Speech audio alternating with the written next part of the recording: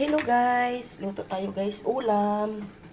Yan guys, ang ulam ko, nagpakulo ako ng sibuyas, kamatis, at saka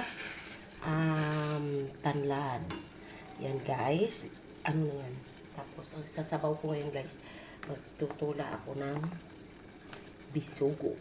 Hindi guys, bisugo, ilagay na natin ang bisugo. Yan.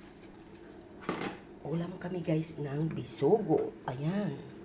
Ang atin ulam ngayon ay sinabawan na bisugo. At lalagyan natin yan siya guys ng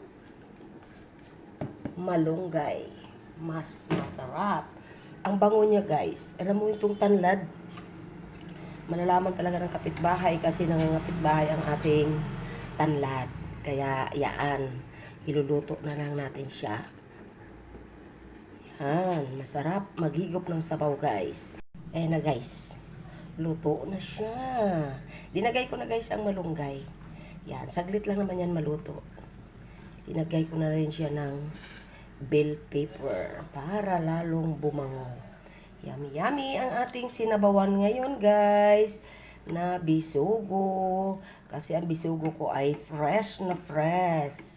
Ang aking nabili na bisugo. Ayan guys, dinagyan ko na siya ng malunggay. Yan, paluto na siya guys. Naku, sigurado nito ang sarap ng aking linuto. Wow! Ang bango ng bell pepper at saka ng tanlad. Ayan na siya guys, tatakpan na natin siya. At tayo ay mag-ready na ng ating plato at tayo ay kakain na. Thank you! Thank you for watching guys!